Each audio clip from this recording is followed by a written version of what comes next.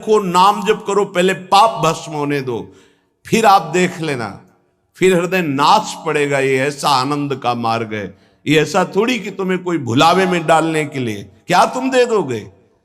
खुद भिखारी हो विषयों के, तुम दाता हो क्या? क्या दे दोगे? क्या है तुम्हारे पास? अरे सच्चिदानंद बप्पू भगवान श्री लालजू महाराज का जिन्होंने आश्रय लिया, उनको किसी विषयों की चाहत रखने वालों के आगे हाथ फैलाने की जरूरत है? प्रणत कामदम पद्मजार्चितम।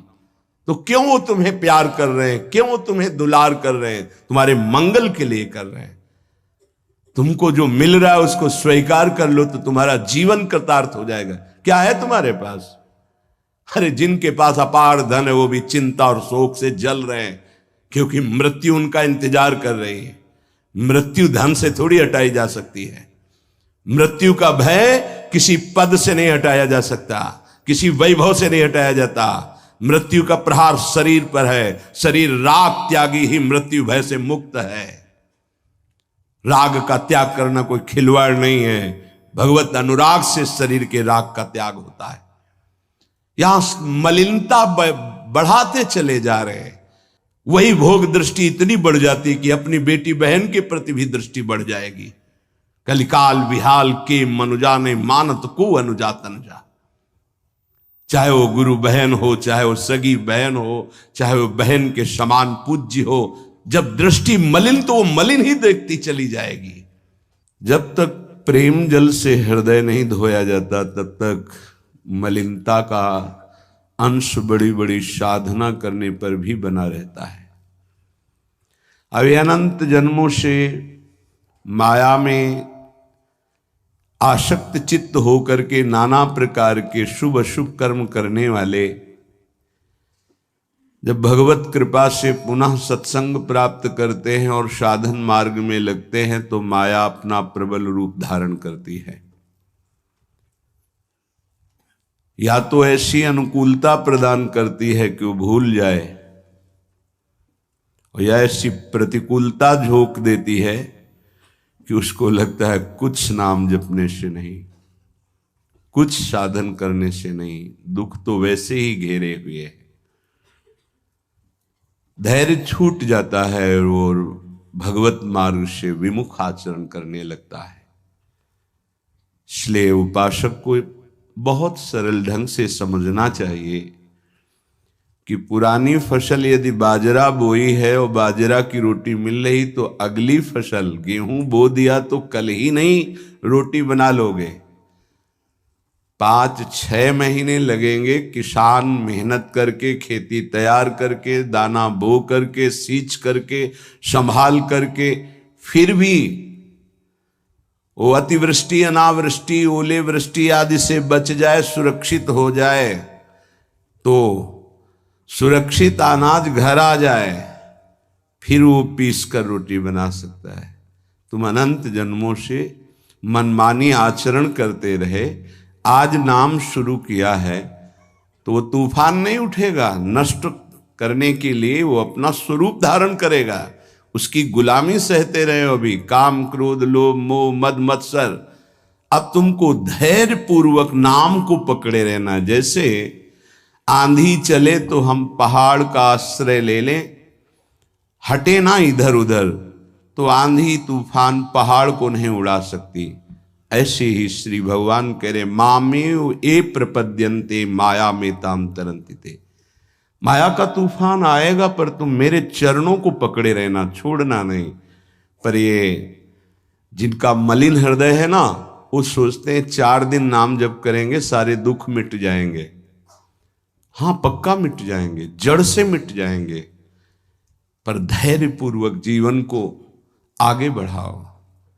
भगवत विमुख होने से तुम्हारा मंगल ही अमंगल है, भगवत सन्मुख होने पर मंगल ही मंगल है। थोड़ा धैर्य धारण करो, तुम्हारी ये फसल तैयार हो जाए, फिर देखना आनंदित हो जाओगे।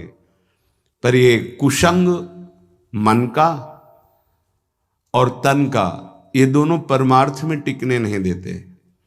जहां ऐसे मित्र जन मिले जो गलत आचरण करने वाले होते हैं, वो पूछते हैं तुमने शराब छोड़ दिया, मांस छोड़ दिया, तुम नाम जप करने लगे, कुछ लाभ हुआ?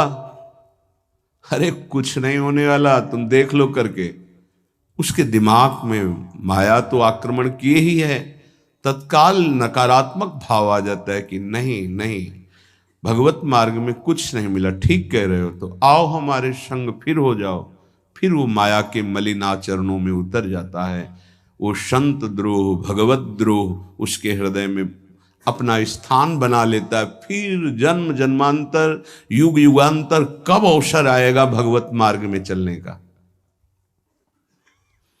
इसलिए जिनको सत्संग मिला है, जिनको नाम जपने का सौभाग्य मिला है, उनको बहुत धैर्यवान होना पड़ेगा। इसको ऐसे पकड़ना होगा कि जैसे हम बहुत बीमार हैं और इस औषधि के सिवा अब हमारा कोई रास्ता नहीं बचने का, अब हमको ये औषधि खानी ही है। जा सुनाम भव भेषज हरनि घोर त्रयशूल, तीनों तापों का नाश करने की सामर्थ्य और संसार समुद्र से पार करने की सुदृढ़ नौका, भवरोग की अचूक औषधि नाम है। हमारा भाव बने न बने, भाव बिगड़ जाए, कोई बात नहीं, तुम नाम मत छोड़ना, हमारी प्रार्थना मानना, नहीं तो ये तूफान माया का आपको उड़ा ले जाएगा, परमार्थ में नहीं खड़ा होने देगा। बहुत धैर्यपूर्वक दीर्घ काल तक चला जाता है। धैर्य कहते हैं लाभ मिले ना मिले, हानि मिले, अपमान मिले, सम्मान मिले, हम किसी भी स्थिति में अब नाम नहीं छोड़ सकते। वो जीत जाएगा माया से। विपक्ष बहुत जोरदार है, आप क्या समझते हो? आप भगवान के अंश हो, ये भूल चुके हो, लेकिन वो नहीं भूली, वो भगवान की शक्ति है। भगवान कह रहे हैं मम माया दुरत्य, मम माया, मम मेरी है। जैसे ममैवांशो आपको बोला तो विपक्ष को भी बोला मम माया। अब आपको सावधान करने के लिए भगवान ही संत, गुरुदेव, शास्त्र इस रूप में संबोधन करते हैं। तो अगर आप इनकी बात मान जाओगे तो माया भगवती कृपा करेंगी और अपना प्रभाव समेट लेंगी, और यदि आप इनकी अवहेलना, उल्लंघन करोगे तो फिर उनके प्रभाव से बड़े बड़े ज्ञानी परास्त हो गए हैं। जो माया बहुबार नचावा, जास चरित को लख नहीं पावा, ऐसी विचित्र है, बहुत बहुत विचित्र। जो ज्ञानिन कर चिता परई, बरी आई विमोह बस करई, ऐसी प्रचंड माया है। इसलिए जिनके कानों में आवाज पहुंच रही हो, हमारी प्रार्थना है, बहुत जन्मों से भटक रहे हैं, ये दुख सुख के प्रलोभन और भय में आकर के नाम न छोड़ दीजिए। ऐसा भी हो सकता है कि नाम जपना शुरू करें, आपकी नौकरी लग जाए, आपका काम बन जाए, आपकी अनुकूलता बढ़ जाए। ये नाम का फल नहीं है, ध्यान रखना, ये नाम का फल नहीं है। हम स्पष्ट आपको कह रहे हैं कि जब से आपने नाम जपना शुरू किया आपका सब मंगल होने लगा, ये नहीं है।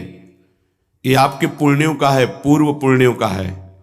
ये नाम आपको सामर्थ्य देखा, दुख और सुख दोनों सहकर परमानंद की प्राप्ति। ये विषयानंद नाम के फल से नहीं। आप नाम जपना शुरू किए, सब कुछ बिगड़ना शुरू हो गया, ये नाम का फल नहीं है। ये आपके पाप नष्ट हो रहे हैं। विवेक पूर्वक चलिए। अगर विवेक नहीं धारण करेंगे तो फिर सब मार्ग छूट जाएगा। विवेक इसी से उत्पन्न होता है, सत्संग से। जहां विवेक जागृत हुआ वो आपको टिका देगा परमार्थ में, नहीं तो बहुत बलवती भगवान की माया है। जब लोगों के विचार सुने तो लगता है कैसे निकल पाएंगे इस माया से। आप निकलना ना चाहे तो किसी की सामर्थ्य नहीं कि आपको निकाल सके। स्वयं श्री भगवान आपके हृदय में बैठे हैं। क्या हो रहा है? दुर्गति हो रही। क्यों? क्योंकि आप नहीं निकलना चाहते, इसलिए। भगवान हृदय में बैठे हैं, नहीं निकल पा रहे हो, बात मान लो। आप निकलना चाहो तो निकल सकते हो, आप न निकलना चाहो तो किसी की ताकत नहीं कि आपको इस माया प्रपंच से निकाल सके।